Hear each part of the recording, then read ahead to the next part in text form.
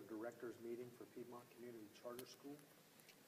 Piedmont Community Charter School is a tuition-free K-12 school that offers a superior college preparatory education option for this community and its families. And as is our tradition, we will start with a moment of silence.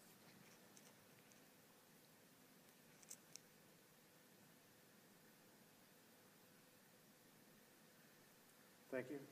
Before we get further into the agenda, I would like to hear a motion to add a dress code update for the high school to item 6F, Governance Committee. Can I hear a motion to add that item? Make a motion to add the dress code update for the high school. Second. Motion is second. Any further discussion?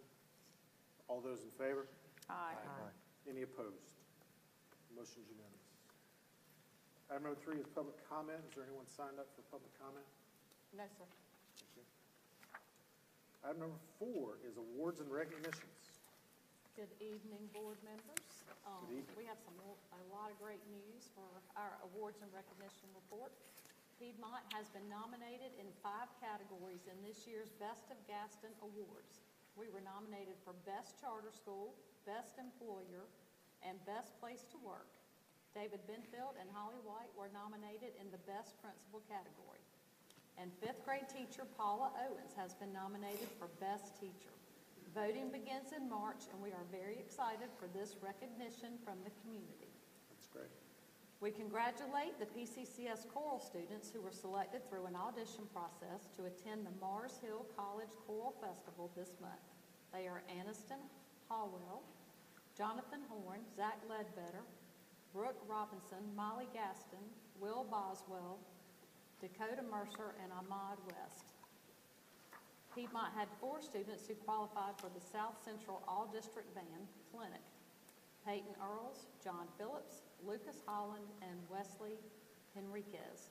This was a very prestigious opportunity for these students, and we are so proud of them. The middle school campus had a very successful fundraiser with their Booster Color Run. Thanks to our Patriot families, we raised over $15,000 in donations. These donations will help fund new classroom furniture at the middle school. And last but not least, during elementary's 4th grade Wax Museum program, students researched a historical figure. Families could make a donation to bring their presentation to life, and in doing so, the 4th grade raised over $1,490 for Least of These, Carolina. Well, that's great. Wow. Yeah. Thank you for that. All very impressive at all levels. Item number 5, we have approval of previous minutes. What you have in your packet is the November 19th, 2024 minutes. Are there any comments, questions, or corrections for those minutes? If not, I'll hear a motion.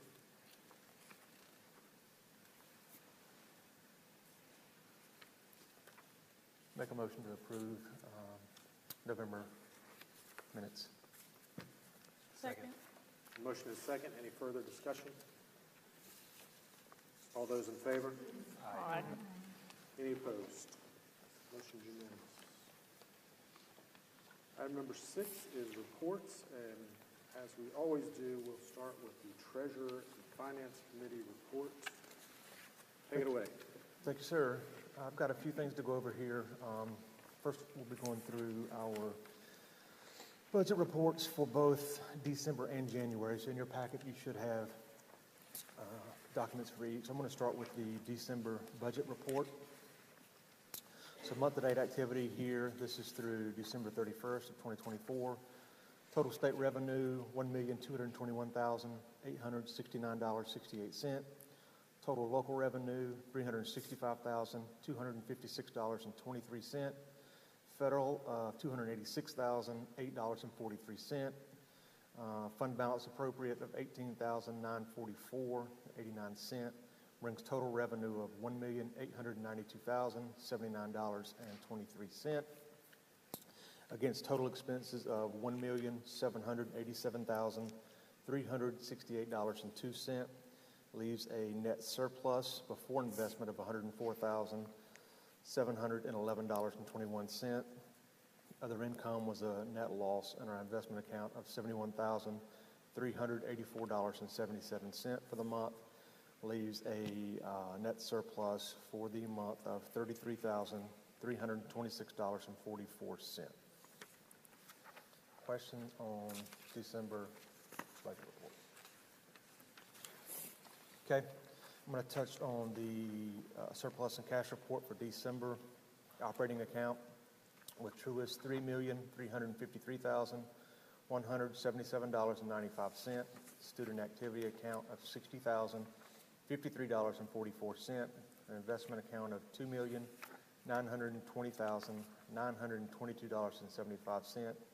Petty cash of $1,000 shows a total of $6,335,154.14. Our anticipated cash position beginning on 6/30 of 2024 was $7,384,000. Current year budgeted surplus of $968,561.13. If you back out the $400,000 for our repair and replacement account with U.S. Bank, and also less the fund balance appropriations of $304,135.81, leaves expected cash and investments on hand 6/30/2025 of $7,264,809.32.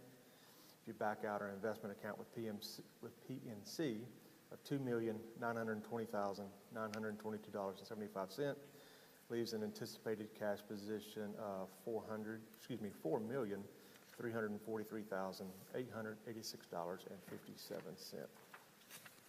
Finally, at U.S. Bank, the ending balance bond fund of $217,658.42, debt service reserve fund of $1,794,000, repair and replacement account of $386,393.27, leaves a total funds held at U.S. Bank $2,398,051.69.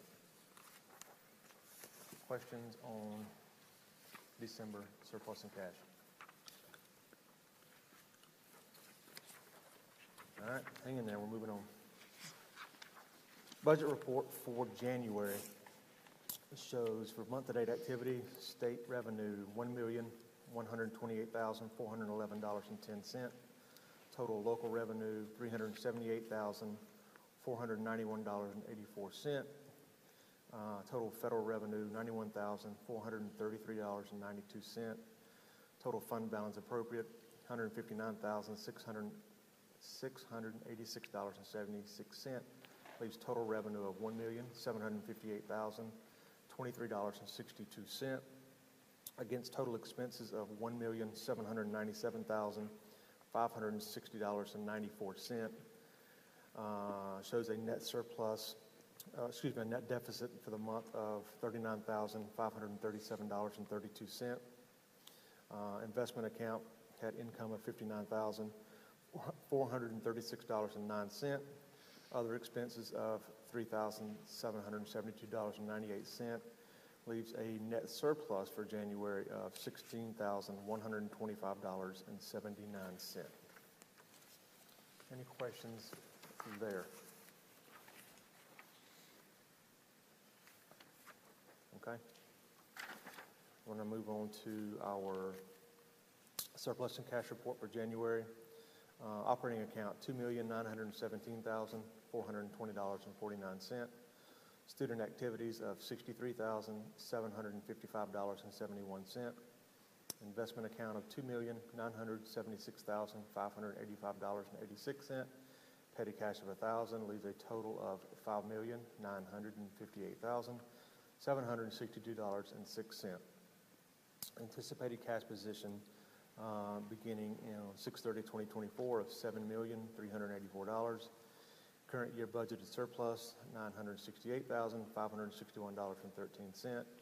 Repair and replacement account of $400,000 and less fund balance appropriations also of $304,135.81. Leaves expected cash and investments on hand of 6/30/2025 $7,264,809.32. If back out our investment account of $2,976,585.86, leaves an expected cash available 6/30/2025, $4,288,223.46. Our U.S. bank accounts, ending balance of 1/30/2025, bond fund, $366,921.77, debt service reserve fund of $1,794,007.62, repair and replacement account, $386,394.94, leaves total funds held at U.S. Bank, $2,547,324.33. Any questions there? All right, I'm going to keep moving. Next, you should have in your packet, I'm not sure if it's in order, but it should be a 2024-25 budget. This is an updated budget. This will need to be approved, but I'll kind of highlight some of the larger items here. If you look at the bottom, the net difference is $19,048.61. But if we go through these, you'll see increases in state revenue of $262,000, local of $440,000, and then a federal deficit of $21,518. Leaves the total operating revenue of $681,058. Most of these are offset by expenses, but a couple things I want to call out to note. Total on line 6 of contracted student services was higher than we anticipated by $199,136. And also we've had some costly repairs on the facilities line of $111,500. But again, you show our net surplus of about $19,000 difference. And below that, you'll see our projected debt service coverage ratio of 1.55 and projected days of cash on hand of 145. Another ton of info. Sir? Line item number 3, books and supplies, what's pushing that number? Do you have that answer, Claire? Yeah, that's the athletics field trip as well as that's offset by the increase to the revenue, local revenue. We just true that up at the middle of the year, kind of reflect the actual funds that we received in athletics particularly. We don't much a whole lot of the year. So the athletics revenue is high, so we offset that with the expenses and also field trips, fine arts, and clubs.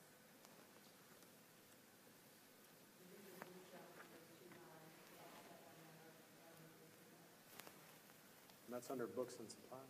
Yeah. Okay. Athletic supplies, kind of, there's a few of the athletics expenses that are contract with the, contract with student services program, where the majority of the athletic supplies. Okay.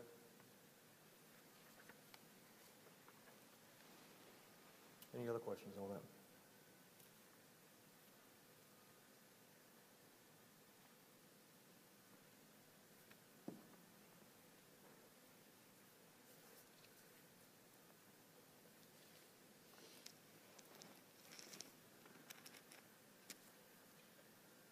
Any other questions on the amended budget? If not, I'll hear a motion.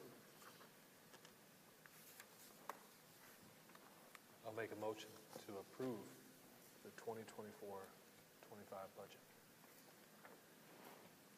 Is there a second? Second. Motion is second. Any further discussion? All those in favor, say aye. Aye. Any opposed? The motion is unanimous. All right, and the last thing that I have in your packet will be from, is it Trifera, is the name of it? This is for our new batch of Chromebooks for the high school campus, is that right? So if you'll see, the subtotal there is $261,750. We have been in contact with this company, and the price is going up if we do not act pretty rapidly. I think the difference was about $60,000. Yes. So they are holding the previous quote if we have this approved. But I know we've talked about this in previous meetings, but you do have that packet for a vote tonight.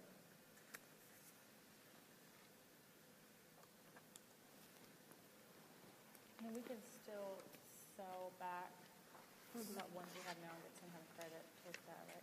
Yeah, that's part of the deal. Okay, They assess them in the summer when we take them all up. okay. We're buying how many? What was the number? 750. 750.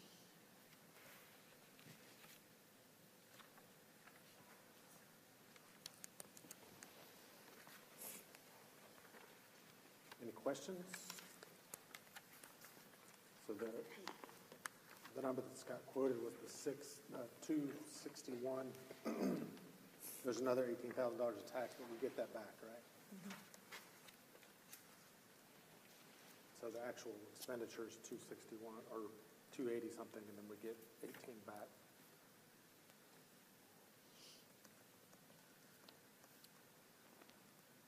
What, the 261, 750, right?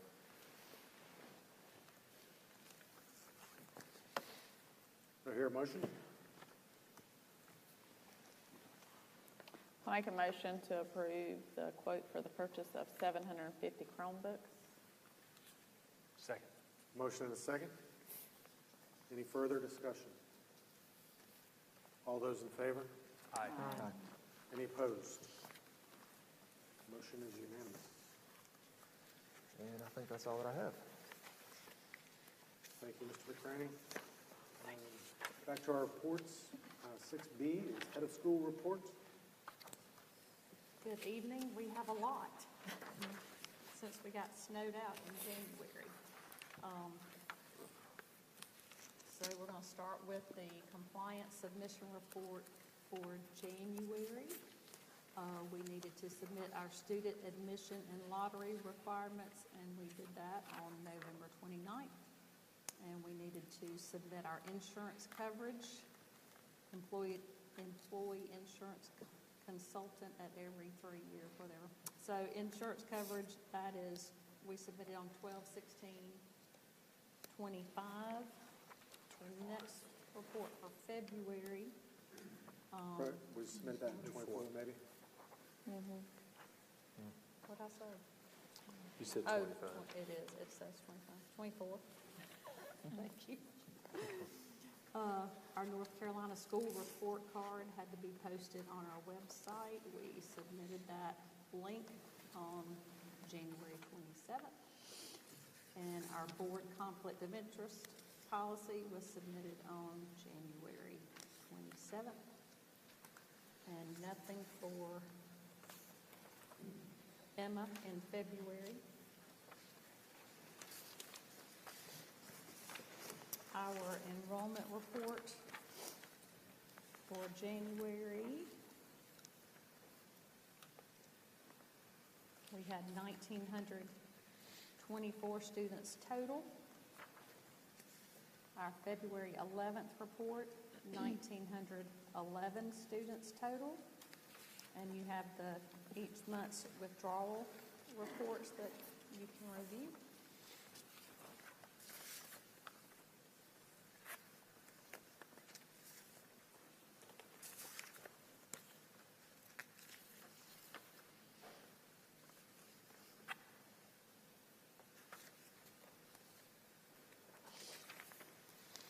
As of right now, we have over 1,000 applications for our lottery, and they still have until the end of March to apply.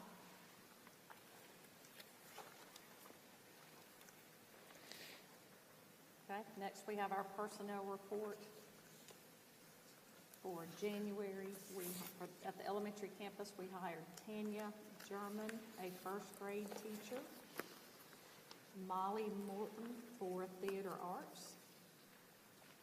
And for the high school, we hired Chloe Bumgardner to be a science teacher. In February, at the middle school, we hired Sydney Farnsworth as a math teacher and Braxton Braswell as a custodian.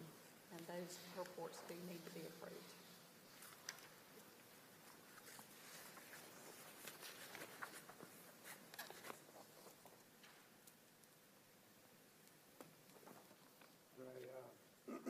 Excuse me, hear a motion on the personnel reports from January and February. I make a motion to approve the personnel reports from January and February. Second. Motion is second. Is there any further discussion? Any questions? If not, all those in favor say aye. Aye. Any opposed? Motion is unanimous. All right, thank you. And then we have a big thing to celebrate. We got our letter from the Department of Public Instruction saying congratulations on January 13th, the Charter School Review Board approved a 10-year charter renewal for Piedmont Community Charter School. So we are very happy about that. Yeah, there's a lot of work that goes into that process, and I know many of you were involved, and of course, the administration did a great job putting most of that together and getting it in, so thank you. Thank you. And next, I have our Charter School Performance Framework, which does weigh heavily in on our renewal. I won't go over every component, but you can see that we were compliant in every area. And when you go, okay, on the second page where it says B, operational renewal monitoring criteria, this is, they only look at this section at your renewal year, and we were compliant in every area. So we are very pleased, and we do have this performance framework in like the last 3 or 4 years on our website, available for review. So we're very proud of this. That does represent a whole lot of work. And then next, I want to celebrate the academic awards we got for the 23-24 school year. So we were awarded for meeting academic growth, having an outstanding graduation rate. They call it the 100% Club. Wow. We're very grateful for that. And then our 9th grade cohort was over 100 students, and we got an outstanding graduation rate award for that 9th grade cohort. So we're very proud of that. I didn't even know that was an award, so always nice to get something you don't know about. It's hard to argue with 100%. Yes, we're very grateful. All right, and that's all I have. Our next board meeting is March 18th.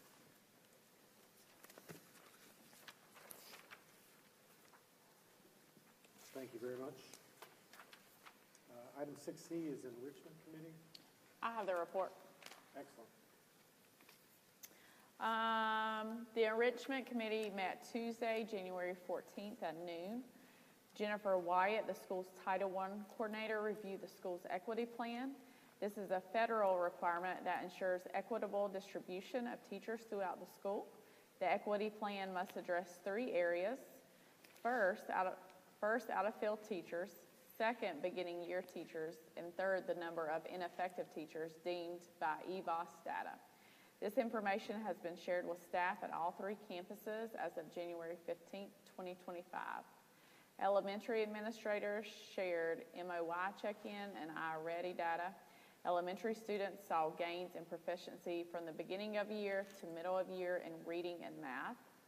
Middle school administrators shared check-in data. Overall, reading, math, and science proficiency scores were reviewed. Middle school is no longer using iReady. Check-in number 2 is scheduled for the end of January. Middle school campuses use P2 classes, pull-out intervention, and after-school tutoring for student support. The Enrichment Committee also met Tuesday, February 11th at noon. Elementary shared January's 3rd and 4th grade check-in data and middle of the year M-class, K through 3rd grade data. Elementary administrators feel students are moving in the right direction. Middle school administrators shared second round of check-in data. P2 classes, pull-out intervention, and after-school tutoring offers student support on the middle school campus. And that's all I got. Thank you very much. You're welcome. Item 6D is Athletics Committee. Okay. Middle school basketball, our girls basketball team finished 2-6 overall and 0-6 in the conference. Our boys basketball team finished 3-4 overall and 2-4 in the conference. And we also held our 8th grade recognition for cheerleading, girls basketball, and boys basketball on Tuesday, January 21st, where we recognized 18 8th graders and their parents that participated in winter athletics this year. For the high school, both the men and women's basketball team have games tonight for round 1 of conference play, and spring sports is starting on Monday. And then an update to the high school bus. So we have purchased a bus, and we've had it wrapped with our school logo. The van did come with cloth seats, so this summer we're looking to possibly reupholster the seats from cloth to vinyl. So we may be able to wipe the seats clean after each use. So thus far we've spent $50,478, and I would like to thank Pam and her team for all the work they put in for the bus and getting all that accomplished. That's all I got. Item 6E is Facilities Committee report. Yeah, just a couple updates at the elementary campus. Over the holiday break, we did a lot of work on the mobile unit to take care of some repairs there. At the middle school campus, the window replacement project is complete, and the sign update is complete, and it's working now. Yeah. I haven't seen it yet. Yeah. That's it. Thank you very much. Item 6F is Governance Committee. We have 2 items under that, the school safety and threat assessment, and then the dress code revision for high school. So I'm going to ask Mr. Paul Tharp to do the first reading of the school safety and threat assessment policy. This is a policy that's now required by the state. And Ms. Killen, do you want to tell us a little bit about some of the things that go along with this policy, about the tabletop exercises and those kind of things that you guys have already done? Yes, so part of this is also the school risk management plan, which is an online plan that I have spent a lot of time on getting ready because everything's due. It's got to be approved and then due in May. But we've already met with our SRO captain and EMS supervisors, and we've already had 1 tabletop exercise. We have another one scheduled. We have a great relationship with the Gaston County Police Department and the Gastonia Police Department, and we look forward to continuing to work closely with them. We also have an evacuation plan and evacuation locations, and I will be doing a training for the entire staff in March on that evacuation plan. So all of that is a part of this new policy requirement. They're just making it more formal for all schools to have a policy. Okay, so anytime we have a new policy, we read the entire policy, provide comments, and then make changes if necessary, and it's read again at the next board meeting for vote. So this will be the first reading. Mr. Tharp. Okay, happy to provide this service for the board. This is the first reading of the School Safety and Threat Assessment Policy. North Carolina law recognizes that all schools should be safe, secure, and orderly. If students are to aim for academic excellence, it is imperative that there is a climate of respect in every school and that every school is free of disruption, drugs, violence, and weapons.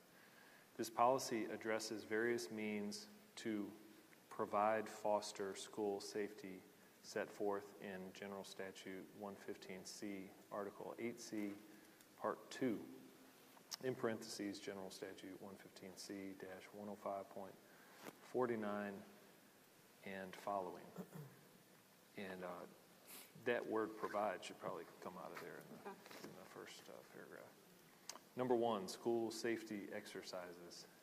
At least once a year, the school will hold a school-wide tabletop exercise and drill based on the procedures documented in the school's confidential School Risk Management Plan, or SRMP, and shall report the date and time the drill is conducted to the Center for Safer Schools. The drill shall include a practice school lockdown due to an intruder on school grounds.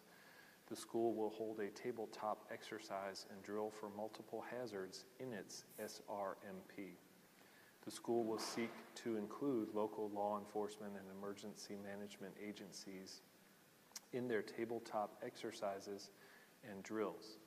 The purpose of the tabletop exercises and drills shall be to permit participants to, number 1, discuss simulated emergencies in a low-stress environment, 2, clarify their roles and responsibilities and the overall logistics of dealing with an emergency, and 3, identify areas in which the SRMP needs to be modified.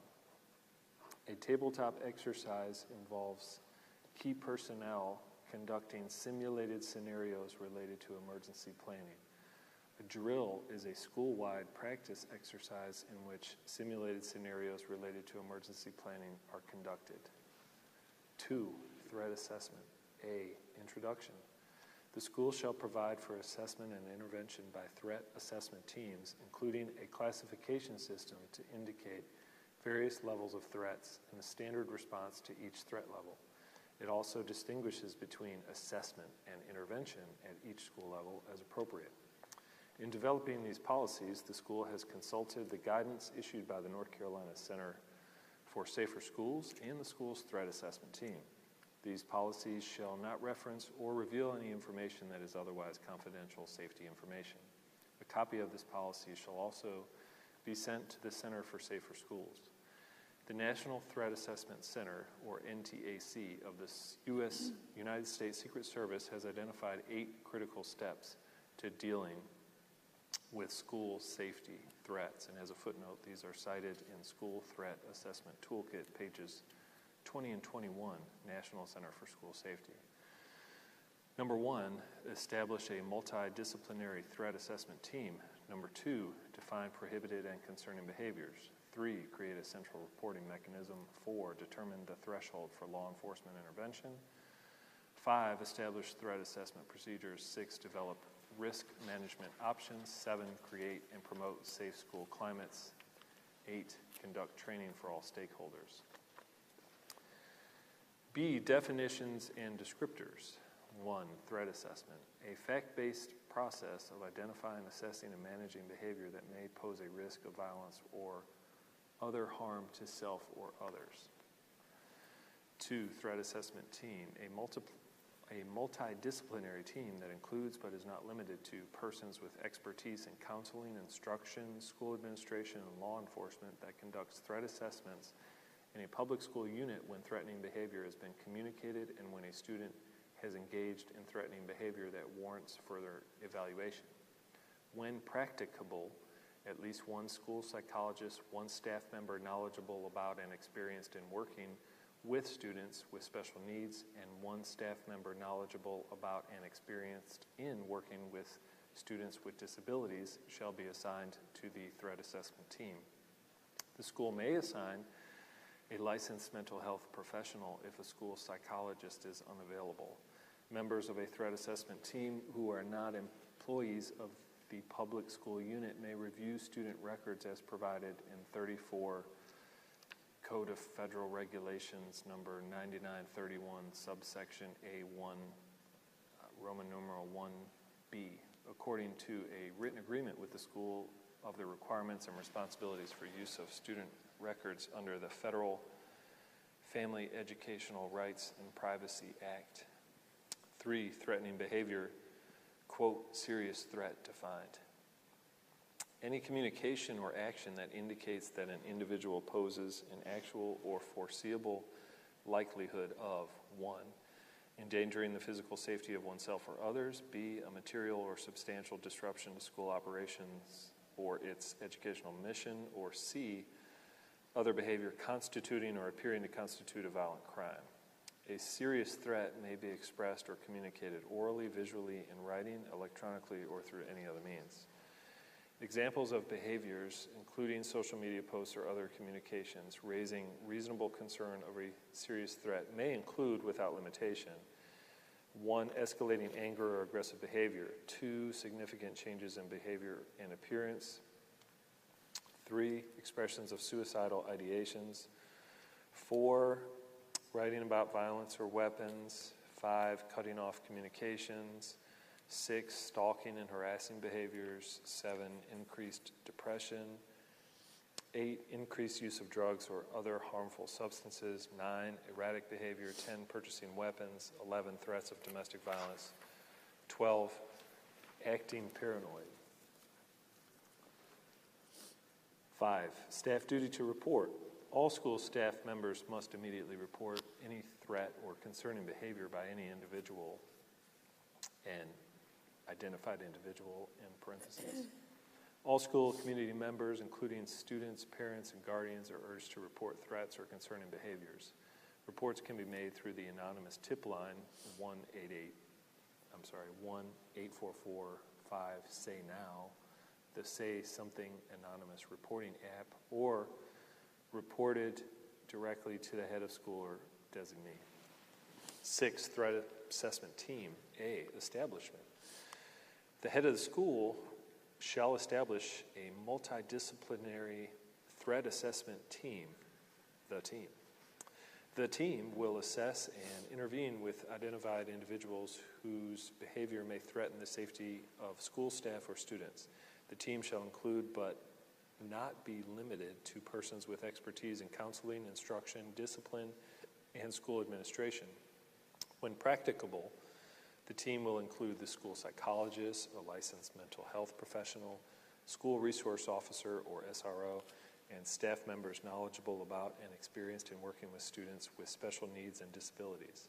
Members of a threat assessment team who are not employees of the school may review student records as provided in 34 Code of Federal Regulations, Section 99.31A1, Roman numeral 1B, according to a written agreement with the school of the requirements and responsibilities for the use of student records under the Federal Family Educational Rights and Privacy Act, or FERPA. B, team duties. The team shall, number 1, provide training to students, faculty, and staff regarding recognizing and reporting threatening behavior that may indicate a risk of harm to the community, school, or self. 2, establish a written policy or procedure defining how threats will be assessed, including any scale or classification system that will be used to indicate various threat levels and the standard response to each. 3, identify members of the school community to whom threatening behavior should be reported. 4, implement other policies adopted by the Board of Directors. 5, utilize anonymous reporting applications for students to share information about school safety concerns requiring investigation. 6, upon finding a credible threat, the team may take any of the following actions. A, recommend that the individual involved be referred for mental health services. If the individual is a student or minor, the parents shall be notified of the recommendation and encouraged to contact the student's primary care provider, insurance, or the local Medicaid management entity or managed care organization. B, provide notice to individuals who are the subject of threatening behavior, and if the individual is a student or a minor, provide notice to the student's parent or legal guardian. All notices shall be under the Family Educational Rights and Privacy Act. It says 2027 United States Code, Section 1232G. C, provide notice to the appropriate local law enforcement agency. 7, any information shared among team members shall remain confidential, shall not be a public record subject to Chapter 132 of 31, the general statutes, and shall only be released in connection with an emergency under the standards established by the Family Educational Rights and Privacy Act in 20 United States Code, Section 33, 1232G B1 capital Roman numeral I. 8, regardless of threat assessment activities, disciplinary action and referral to law enforcement are to occur as legally required. 9, upon a preliminary determination of an identified individual, the team shall immediately report its determination to the head of school or designee. The head of school or designee shall immediately attempt to notify the student's parent or legal guardian. 10, nothing in this policy shall preclude school personnel from immediately addressing an imminent threat. 11, nothing in this policy shall preclude the team from notifying the head of school or designee or any individual other than a student who poses a threat of violence or physical harm to self or others. 12, upon a preliminary determination by the team that an individual poses a threat of violence to self or others, exhibits significantly disruptive behavior, or needs assistance, members of the team may request and obtain all relevant records, including discipline or criminal history record information, in parentheses for adults and juveniles, into parentheses, and health and mental health records. 13, no team member shall redisclose any criminal history record information or health information obtained under this section, or otherwise use any record of an individual beyond the purpose for which such disclosure was made to the team. 14, the team may not maintain or make copies of the criminal history record.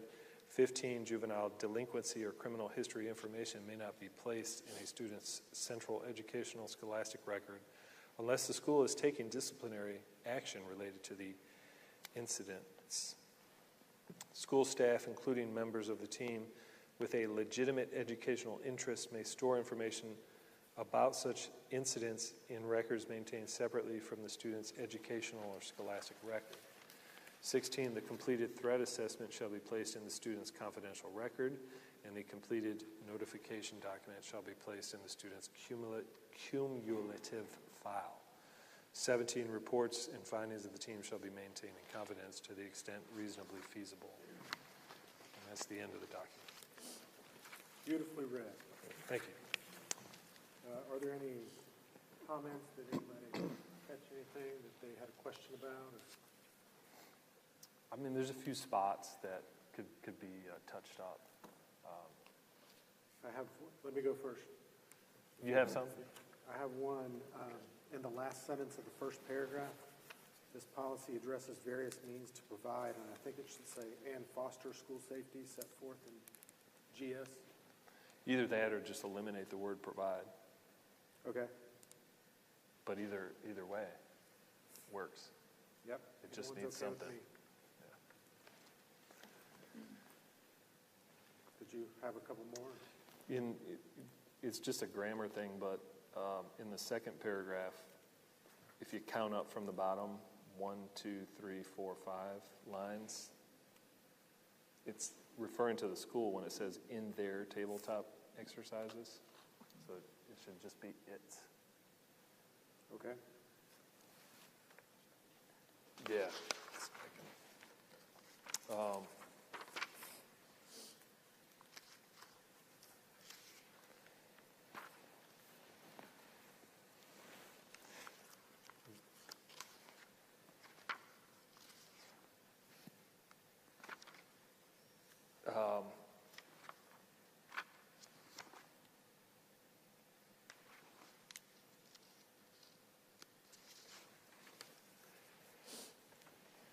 I didn't know about on page 2, under threatening behavior, serious threat defined.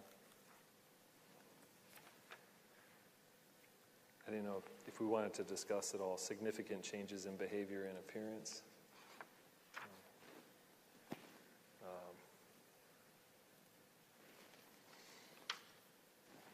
It just happens from time to time with folks of all ages. I didn't know if it's necessarily indicative of a serious threat of anything.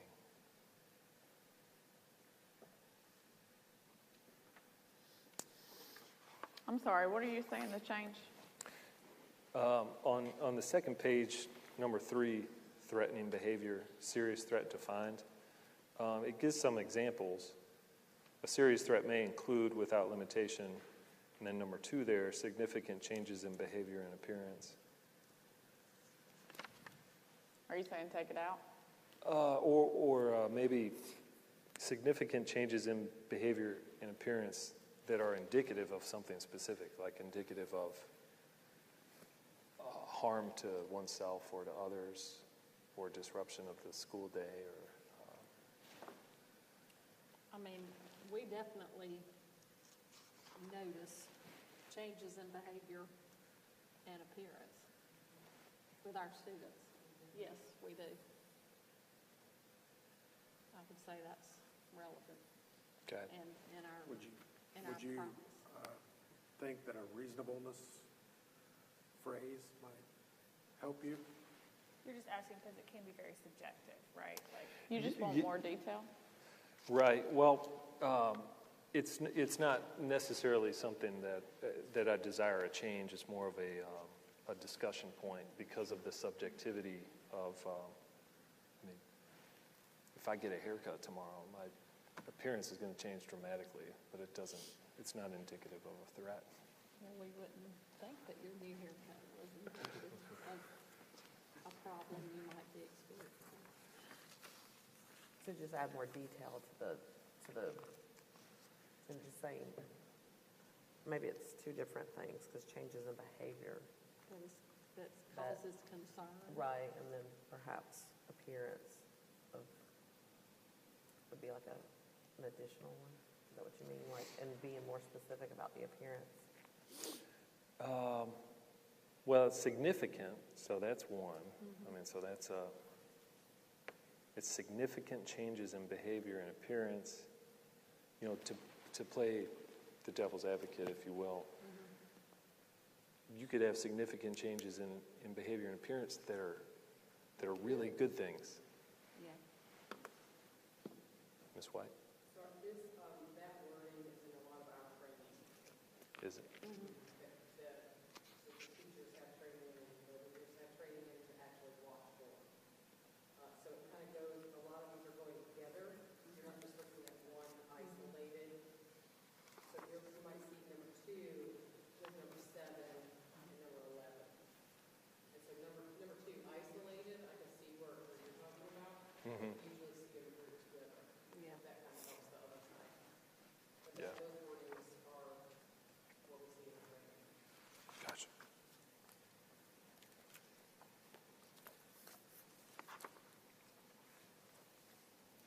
So the examples of behavior is together, not individualized, is what you're saying, right?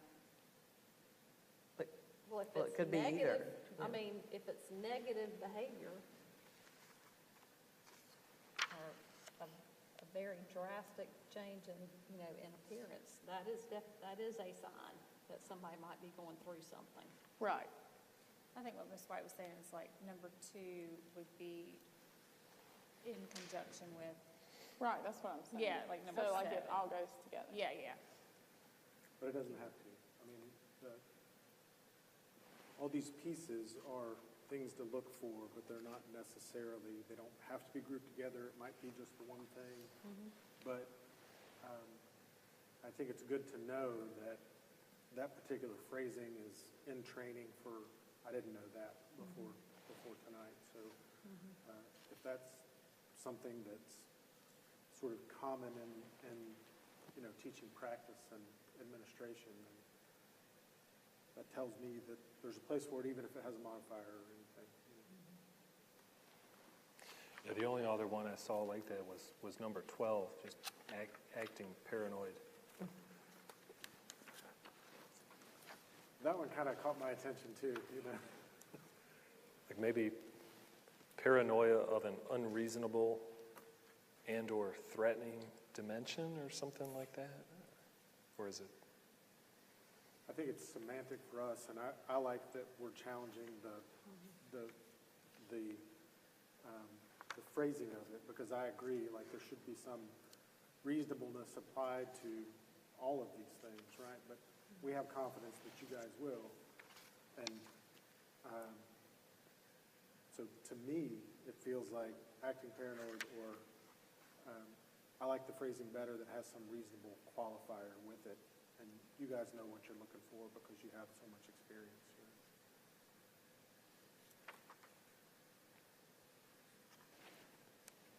So Paul, what was your original, you said acting paranoid and a Versus, threatening, what did you say? I can't remember. How you phrased it. With respect to the acting paranoid, Number 12, yeah. either acting unreasonably paranoid or paranoia of an unreasonable or threatening dimension. Okay. Yeah, that sounds fine.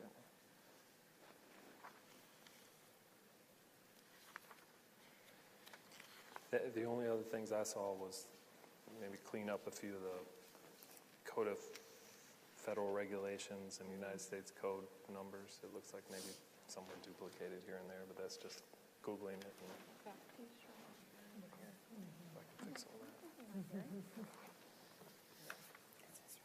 what was the last comment, Paul? Clean up the Code of Federal Regulations. The last comment was, for example, in 6B on the second to last page, so that's under the heading 6 Threat Assessment Team, and you have the capital B, and then number 6, and then you have the lowercase b, the last line. I think that's probably just 20 United States Code, and that 27 that's between the 20 and the USC is probably just a rogue, not supposed to be there.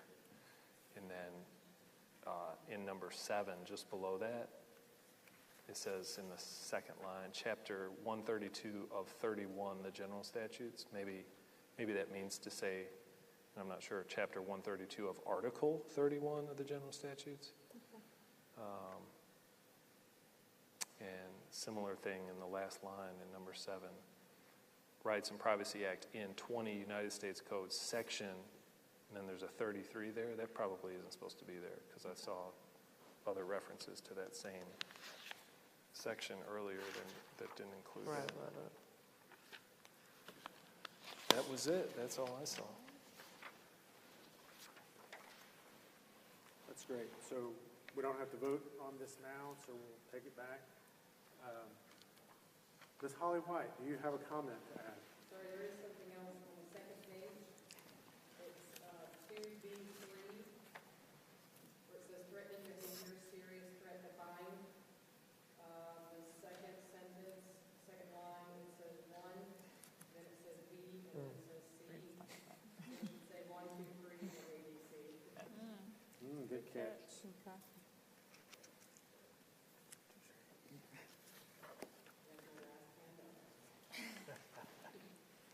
Everybody comfortable with those changes? Yeah.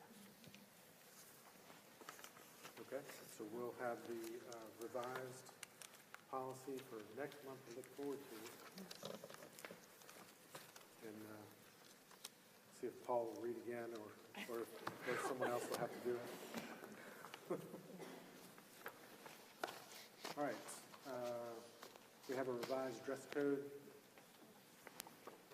A revision to the dress code, not a wholesale revision, but a minor revision. Is that in Well- our packet? I thought it was in there. But I don't see it. It may not have copied. Okay, do we want to get copies or push it to the next meeting?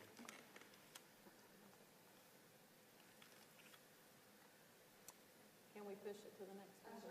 Okay. I think I had it last, maybe it didn't come through the copier. Okay, Sorry about that. so